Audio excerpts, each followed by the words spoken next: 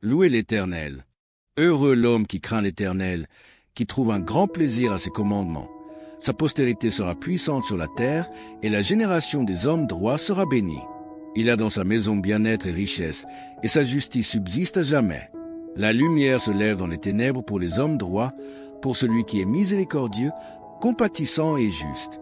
Heureux l'homme qui exerce la miséricorde, qui prête, qui règle ses actions d'après la justice, car il ne chancelle jamais. La mémoire du juste dure toujours. Il ne craint point les mauvaises nouvelles. Son cœur est ferme, confiant en l'Éternel. Son cœur est affermi. Il n'a point de crainte jusqu'à ce qu'il prenne plaisir à regarder ses adversaires. Il fait des largesses, il donne aux indigents. Sa justice subsiste à jamais, et sa tête s'élève avec gloire. Le méchant le voit et s'en rit. Il grince des dents et se consume. Les désirs des méchants périssent. Psaume 121. Je lève mes yeux vers les montagnes, d'où me viendra le secours?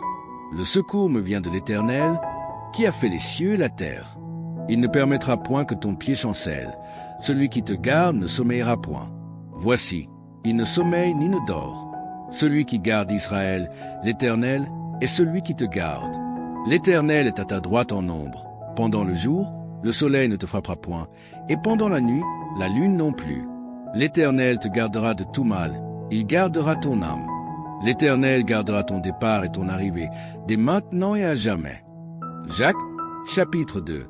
Mes frères, que votre foi en notre glorieux Seigneur Jésus-Christ soit, en tout, un exemple sans exception de personne. Supposons qu'entre dans votre assemblée un homme paré d'un anneau d'or et d'un habit magnifique, tandis qu'il y a aussi un pauvre, misérablement vêtu. Si, en voyant celui qui porte l'anneau magnifique, vous lui dites, « Toi, assieds-toi ici, à cette place d'honneur, » et si, à l'égard des pauvres, vous dites, « Toi, tiens-toi là, debout, ou bien, assieds-toi en dessous de mon marchepied. » Ne faites-vous pas en vous-même une distinction? Ne jugez-vous pas sous l'inspiration de pensées mauvaises? Écoutez, mes frères bien-aimés, Dieu n'a-t-il pas choisi les pauvres aux yeux du monde, afin qu'ils soient riches en la foi, héritiers du royaume promis à ceux qui l'aiment? Et vous, avez-vous favorisé le pauvre? Ne sont-ce pas les riches qui vous oppriment, qui vous traînent devant les tribunaux et outragent le beau nom que vous portez? Si vous accomplissez la loi royale, selon l'Écriture, tu aimeras ton prochain comme toi-même. Vous faites bien. Mais si vous faites exception de personne, vous commettez un péché. Vous êtes condamnés par la loi comme des transgresseurs. Car quiconque observe toute la loi, mais pêche contre un seul commandement, devient coupable de tous. En effet, celui qui a dit « Tu ne commettras point d'adultère » a dit aussi « Tu ne tueras point ». Or, si tu ne commets point d'adultère, mais que tu commettes un meurtre, tu deviens transgresseur de la loi. Parlez et agissez comme devant être jugés selon une loi de liberté, car le jugement est sans miséricorde pour celui qui n'a pas fait miséricorde. La miséricorde triomphe du jugement. Mes frères, à quoi sert-il à quelqu'un de dire qu'il a la foi s'il n'a pas les œuvres? La foi peut-elle le sauver? Si un frère ou une sœur est nu et manque de la nourriture de chaque jour, et que l'un d'entre vous dise « Allez en paix, chauffez-vous et rassasiez-vous, sans leur fournir ce qui est nécessaire au corps, à quoi cela sert-il? Il en est ainsi de la foi. Si elle n'a pas les œuvres, elle est morte en elle-même. Mais quand quelqu'un dira « Toi, tu as la foi, et moi, j'ai les œuvres. Montre-moi ta foi sans les œuvres, et moi je te montrerai la foi par mes œuvres. Tu crois qu'il n'y a qu'un seul Dieu? Tu fais bien. Les démons le croient aussi, et ils tremblent. Peux-tu faire comprendre, homme vaincu, que la foi sans les œuvres est inutile? Abraham, notre père, ne fut-il pas justifié par les œuvres lorsqu'il offrit son fils Isaac sur l'autel? Tu vois que la foi se manifestait par ses œuvres, et que, par elle, la foi fut rendue parfaite. Ainsi s'accomplit ce que dit l'Écriture. Abraham crut en Dieu, et cela lui fut imputé à justice. Il fut appelé ami de Dieu. Musique. Comme le corps sans âme est mort, de même la foi sans les œuvres est morte. Proverbe, chapitre 23. Lorsque tu es assis à table en grand nombre, fais attention à ce qui est devant toi. Imagine un couteau à ta gorge si ton désir est trop grand. Ne convoite pas ces friandises, car c'est un aliment trompeur. Ne te tourmente pas pour t'enrichir et n'use pas excessivement de ton intelligence. Veux-tu suivre du regard ce qui va disparaître? Car la richesse fait des ailes, et, tel un aigle, elle prend son vol vers les cieux. Ne mange pas le pain de celui dont le regard est malveillant, et ne convoite pas ses friandises, car elles sont comme les pensées de son âme. Il pourrait te dire, mange et bois, mais son cœur n'est point avec toi. Tu vomiras le morceau que tu as mangé, et tu auras perdu tes propos agréables. Ne parle pas aux oreilles de l'insensé, car il méprise la sagesse de tes discours. Ne déplace pas la borne ancienne, et n'entre pas dans le champ des orphelins, car le vengeur est puissant. Il défendra leur cause contre toi. Ouvre ton cœur à l'instruction et tes oreilles aux paroles de la science. N'est-ce pas par la correction que l'enfant apprend? Si tu le frappes de la verge, il ne mourra point. En le frappant ainsi, tu délivres son âme du séjour des morts. Mon fils, si ton cœur est sage, mon cœur à moi sera dans la joie, et mes entrailles s'émousseront d'allégresse lorsque tes lèvres diront ce qui est droit. Que ton cœur n'envie point les pécheurs, mais qu'il garde toujours la crainte de l'Éternel, car il a un avenir, et ton espérance ne sera pas anéantie. Écoute, mon fils, et sois sage, dirige ton cœur dans la voie droite. Ne te mêle pas aux buveurs de vin ni à ceux qui font excès de viande, car l'ivrogne se livre aux excès, s'appauvrit, et son comportement conduit à la misère. Écoute ton père, lui qui t'a engendré, et ne méprise pas ta mère quand elle devient vieille, car la vérité, la sagesse, l'instruction et l'intelligence sont les héritages du juste. Dans l'allégresse, celui qui engendre un sage aura de la joie, et ton père ainsi que ta mère se réjouiront. Mon fils, donne-moi ton cœur, et que tes yeux se plaisent dans mes voies, car la prostituée est une abomination profonde et l'étrangère impure. Elle dresse des embûches comme un brigand et augmente parmi les hommes le nombre des perfides, provoquant disputes, plaintes et blessures sans raison. Pour ceux qui s'attardent auprès du vin, pour ceux qui vont déguster un vin mêlé, ne fixe pas ton regard sur le vin qui, d'un beau rouge, fait des perles dans la coupe et dont les gouttes coulent telles des aimants. Ce vin finit par mordre comme un serpent et piquer comme un basilic. Tes yeux se porteront sur des étrangères, et ton cœur parlera de manière perverse. Tu seras comme un homme étendu au milieu de la mer, comme un homme couché sur le sommet d'un mât. On m'a frappé, je n'ai point mal. On m'a battu, je ne sens rien. Et quand je me réveillerai, j'en voudrais encore. Proverbe, chapitre 24. Ne porte pas envie aux hommes méchants et ne désire pas être avec eux, car leur cœur médite la ruine et leurs lèvres parlent d'iniquité. C'est par la sagesse qu'une maison s'élève et par l'intelligence qu'elle s'affermit. C'est par la science que les chambres se remplissent de tous les biens précieux et agréables. Un homme sage, plein de force, et celui qui a de la science, renforce sa vigueur, car tu feras la guerre avec prudence, et le salut est dans le grand nombre des conseillers. La sagesse est trop élevée pour l'insensé, il n'ouvrira pas la bouche à la porte. Celui qui mérite de faire le mal s'appelle un homme plein de malice. La pensée de la folie n'est qu'un péché, et le moqueur est en abomination parmi les hommes. Si tu faiblis au jour de la détresse, ta force ne sera que détresse. Ce qu'on traîne à la mort, ce qu'on va égorger, sauf ceux qui disent « Nous ne savions pas ». Celui qui pèse les cœurs ne le voit-il pas? Celui qui veille sur ton âme ne le connaît-il pas? Et ne rendra-t-il pas à chacun selon ses œuvres? Mon fils, mange du miel, car il est bon. Un rayon de miel sera doux à ton palais. De même, acquiert la sagesse pour ton âme. Si tu la trouves, elle se manifestera, et ton espérance ne sera pas anéantie. Ne t'engage pas dans les embûches qui se dressent à la demeure du juste, et ne dévaste pas le lieu où il repose, car il arrive que le juste tombe et se relève, tandis que les méchants sont précipités dans le malheur. Ne te réjouis pas de la chute de ton ennemi, et que ton cœur ne s'allège pas dans l'allégresse quand il se vante, de peur que l'Éternel ne voie cela et ne détourne de lui sa colère. Ne prête pas attention à ceux qui font le mal, ne favorise pas la vie des méchants, car il n'y a point d'avenir pour celui qui fait le mal. Mon fils, crains l'Éternel, et que le roi ne te mêle pas aux hommes remuants, car soudain leur ruine surgira. Qui connaît les châtiments réservés aux saints et aux autres? Voici encore ce que disent les sages. Il n'est pas bon, dans les jugements, d'avoir égard aux personnes. Celui qui dit aux méchants, « Tu es juste », voit les peuples le maudire et les nations le condamner. Pourtant, ceux qui le châtient s'en sortent renforcés, et le bonheur vient sur eux comme une bénédiction. Il élève celui qui répond par des paroles justes. Soigne tes affaires au dehors, mets ton champ en ordre, puis tu bâtiras ta maison. Ne témoigne pas à la légère contre ton prochain. Veux-tu tromper par tes lèvres? Ne dis pas, je lui ferai comme il m'a fait. Rends à chacun selon ses œuvres. J'ai passé près du champ d'un paresseux et de la vigne d'un homme dépourvu de sens. Voici que les épines y poussent partout, les ronces couvrent la face, et le mur de pierre s'est écroulé. J'ai regardé attentivement et j'en ai tiré instruction. Un peu de sommeil, un peu d'assouplissement, un peu de croisement des mains pour dormir, et la pauvreté te surprendra comme un rôdeur, et la disette comme un homme armé. Psaume 136. Louez l'Éternel, car il est bon, car sa miséricorde durera toujours. Louez le Dieu des dieux, car sa miséricorde durera toujours. Louez le Seigneur des seigneurs, car sa miséricorde durera toujours. Louez celui qui seul fait de grands prodiges, car sa miséricorde durera toujours. Louez celui qui a fait les cieux avec intelligence, car sa miséricorde durera toujours. Louez celui qui a étendu la terre sur les eaux, car sa miséricorde durera toujours. Louez celui qui a fait les grands luminaires, car sa miséricorde durera toujours.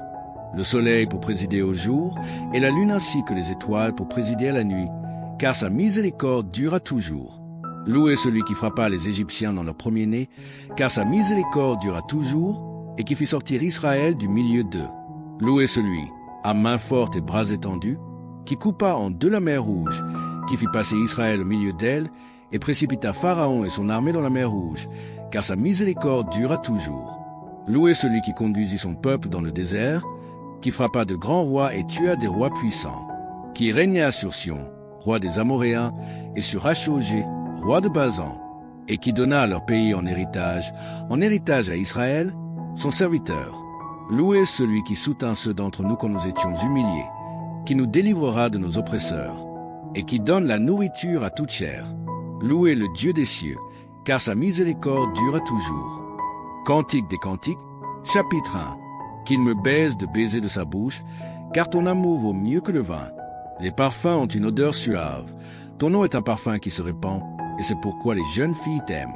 Après toi, nous courons, le roi m'introduit dans ses appartements. Nous nous égayons et nous nous réjouissons à cause de toi. Nous célébrons ton amour plus que le vin. C'est avec raison que l'on t'aime. Je suis noire, mais je suis une belle fille de Jérusalem, comme les tentes de Kédar, comme les pavillons de Salomon. Ne prends pas garde à mon teint noir, c'est le soleil qui m'a brûlé. Les fils de ma mère se sont irrités contre moi et m'ont assigné à garder les vignes. Ma vigne, je ne l'ai pas gardée. Dis-moi, ô toi que mon cœur aime, fais paître tes brebis ou fais-les reposer à midi. Car pourquoi serais-je comme une égarée, errant près des troupeaux de tes compagnons? Ô la plus belle des femmes, sors sur les traces des brebis, fais paître tes chevreaux près des demeures des bergers. À ma jument, qu'on attache au char de Pharaon. Je te compare, ô mon ami. Tes joues sont belles au milieu des colliers. Ton cou est élégant parmi les rangées de perles. Nous te ferons des colliers d'or avec des points d'argent, tandis que le roi se tient dans son entourage. Mon art exhale son parfum, et mon bien-aimé est pour moi un bouquet de myrte reposant entre mes seins, et pour moi une grappe de Troène, des vignes j'ai dit. Que tu es belle, mon ami, que tu es belle. Tes yeux sont comme des colombes. Que tu es beau, mon bien-aimé, que tu es aimable. Notre lit, c'est la verdure. Les solides de nos maisons sont des cèdres, et nos lambris, des cyprès éternels. Tu me sondes et tu me connais. Tu sais quand je m'assieds et quand je me lève. Tu pénètres de loin ma pensée. Tu sais quand je marche et quand je me couche, et tu pénètres toutes mes voies. Car la parole n'est pas sur ma langue, comme l'eau vive. Tu la connais entièrement. Tu m'entoures par derrière et par devant, et tu mets ta main sur moi. Une science merveilleuse dépasse ma portée. Elle est trop élevée pour que je puisse la saisir. Où irai-je, loin de ton esprit? Et où fuirai-je, loin de ta face? Si je monte aux cieux, tu y es. Si je me couche au séjour des morts, t'y voilà. Si je prends les ailes de l'aurore et vais habiter à l'extrémité de la mer, ta main me conduira là et me saisira à droite. Si, au moins, je dis que les ténèbres me couvriront, la nuit deviendra lumière autour de moi. Même les ténèbres ne sont pas obscures pour toi. La nuit brille comme le jour, et les ténèbres comme la lumière. C'est toi qui as formé mes reins, qui m'as tissé dans le sein de ma mère. Je te loue, car je suis une créature si merveilleuse. Tes œuvres sont admirables, et mon âme le reconnaît bien. Mon corps n'était point caché devant toi, lorsque j'ai été façonné dans un lieu secret, tissé dans les profondeurs de la terre. Quand je n'étais qu'une masse informe, tes yeux me voyaient, et sur ton livre étaient inscrits tous les jours qui m'étaient destinés, avant même qu'aucun d'eux n'existe. Que tes pensées, ô Dieu, me semblent impénétrables. Le nombre en est si grand, que, si je les compte, elles sont plus nombreuses que les grains de sable. Je m'éveille et je suis encore avec toi. Ô Dieu, puis-je te faire mourir, méchant homme de sang? Éloignez-vous de moi. Ils parlent de toi d'une manière criminelle, prenant ton nom pour mentir, ennemis éternels. Ne devrais-je pas éprouver de la haine pour ceux qui te haïssent, du dégoût pour ceux qui s'élèvent contre toi? Je les hais d'une haine parfaite, car ils sont pour moi de véritables ennemis.